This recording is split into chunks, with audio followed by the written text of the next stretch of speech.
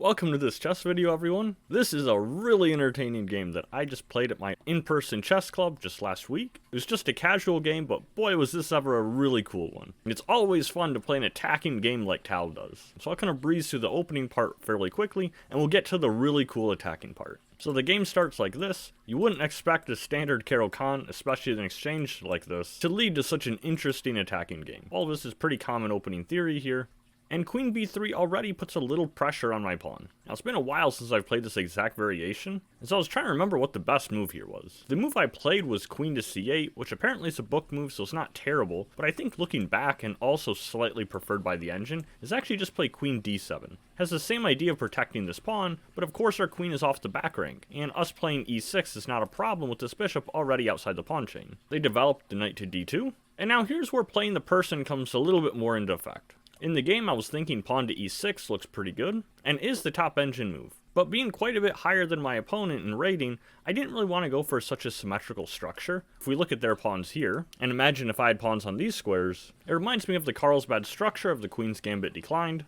And not really wanting to go into a drawish situation, I preferred something a little bit more asymmetrical. And so that's where my idea of shadowing my bishop came in. g6 is not bad, it's I think the second best move, but slightly worse than e6. Now I will comment, my opponent's rating is not exact, I played them in person. I'd estimate their rating is probably about 1500 over the board, maybe about 1600 chess.com level. And of course it's kind of funny, the computer I put my name in takes my chess.com rating. In person, I'm only about 1800 or so, as over the board is a little bit tougher than online. So they continue their piece development, Ify and Shadow, and now they play pawn to h3, which definitely puts the question on my bishop. I no longer have the option of maintaining the tension on this knight, because of course then pawn g4 would trap my bishop, as is very common whenever you have a Ify and Shadow on your side. But also, keeping the tension doesn't make as much sense, because here behind this knight, there's nothing like a queen on d1, or at the very least a rook that would be worth more value than my bishop. And so now I have to decide which of these three squares my bishop should retreat to. And I think all three are probably playable.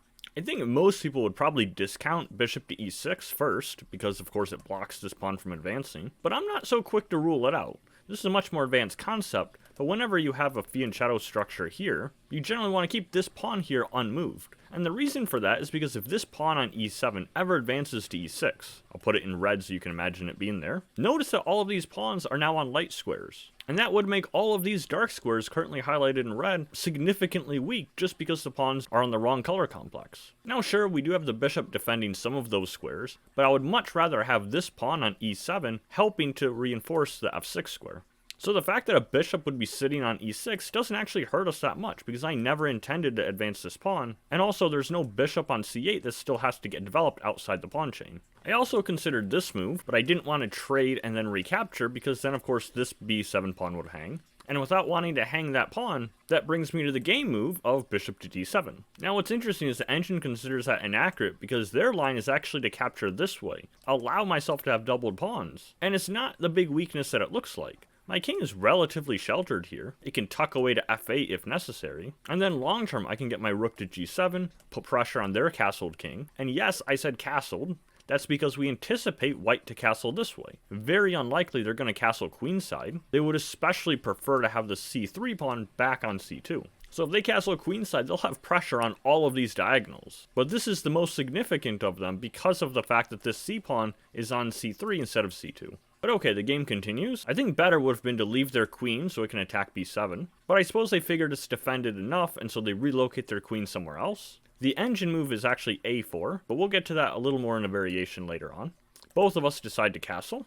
Knight h5 going after their bishop pair. Bishop e3, and here's where things start to get a little bit interesting. The alternative is bishop back to h2, but then this is the line that I literally was thinking in the game. Bishop h6.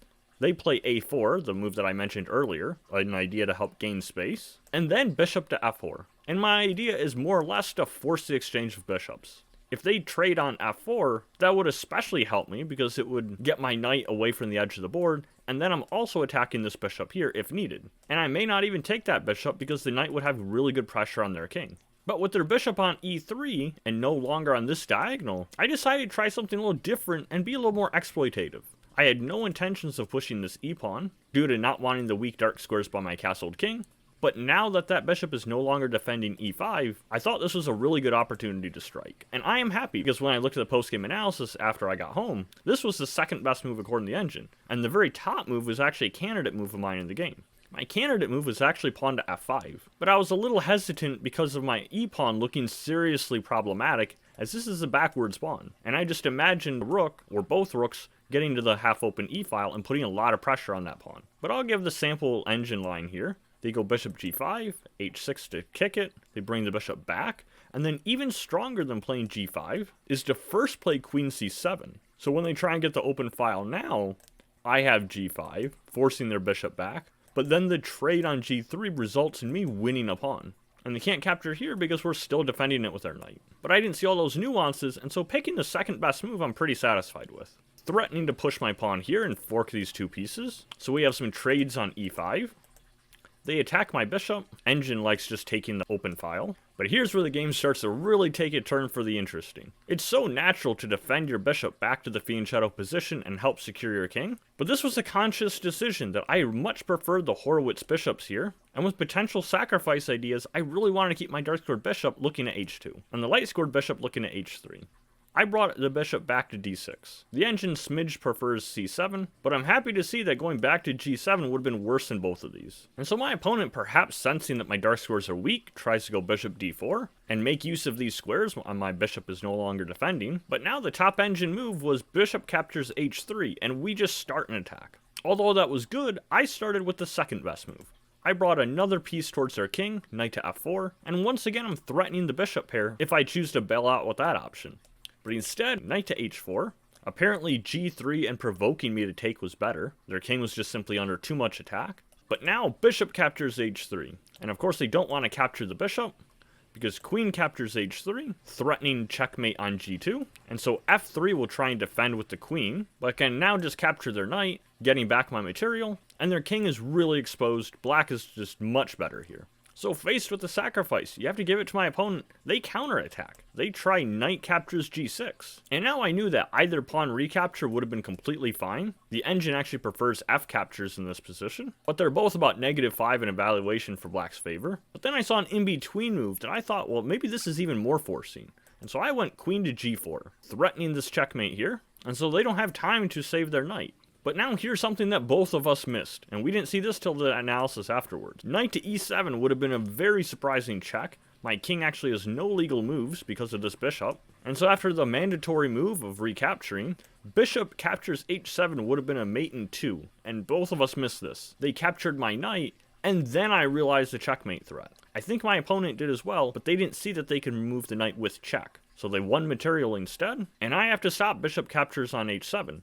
And so I played pawn to f5. Unfortunately, now I'm down by 3, and they'll capture my bishop, so now I'm down by 6. And now it's like we're in TAL mode. Bring my last piece into play, they fight for the open file, and now here's a good positional puzzle. See if you can find the move that I played.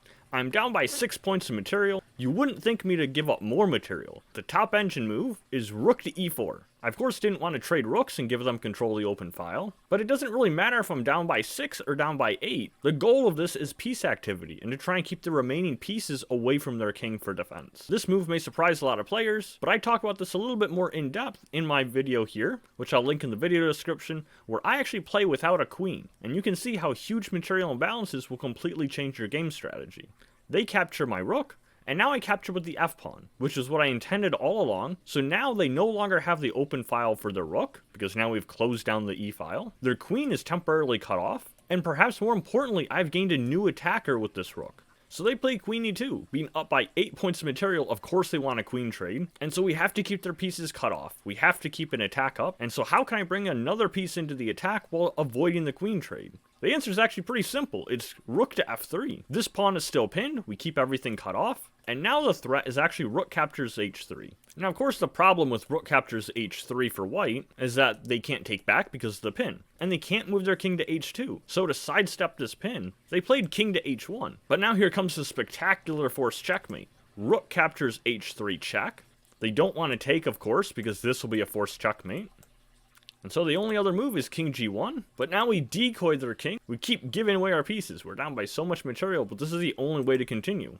They're forced to recapture, queen h4 check, They're forced back to g1, and then the game ends in checkmate. Now that was a surprising comeback from the brink of losing, but some of these variations I saw in the post-game analysis were even more interesting. Let's go back to the moment where they played king to h1, trying to sidestep the pin. Here the alternative is g3, which they probably saw, but it doesn't look good. Bishop captures g3. F captures, but then rook captures g3. I'm down by 9 points of material, but the game is actually going to be a draw. They can move their king away, we take with the rook. They are now forced to block with their queen. We can capture that to win material, and then we just have perpetual check. Anywhere they go, we'll keep moving around, and there's no way to stop this. And I would definitely escape with the draw there. I don't know if my opponent saw all of that leading to a draw, but considering the fact they had an attack on my king and being up so much material as well, they probably didn't want to play for that. Now if we go back further in the game, remember at this moment they played queen to e2, and then I blocked with the rook. But before we put this into the computer, my opponent and I were quietly going over this, a post-mortem analysis, and he thought that queen to e2 was maybe a blunder, because of the idea where I blocked the rook, so he suggested rook to e3. But this looks really genius, because then the variation I showed over the board reveals how this also ends in checkmate. I still play rook to f3, and when they capture, we have e captures, once again forcing checkmate on g2. And if they push g3 to prevent that, then queen captures h3, and nothing can stop the queen from eventually getting to g2. Now back here, the engine sees this is one valid way to play, but instead of capturing here, they just have to ignore it being up by 8 points, and maybe try and counterattack on my king, something like here or here. Of course, there's many ways to continue. I was definitely losing at this point, as well as earlier in the game, but once that counterattack started, there really was no looking back. And I think this attack really started after they tried bishop d4. I could have cashed in on h3 immediately, but I started with this first. But once I got to h3, other than the mate in 2 that I missed with the knight coming here and e7, I'm really satisfied with how that game went. It's not too often that you get 3 brilliant moves in the span of just 10 chess moves yourself. I hope you learned something from this entertaining game, and I will see you in the next chess video.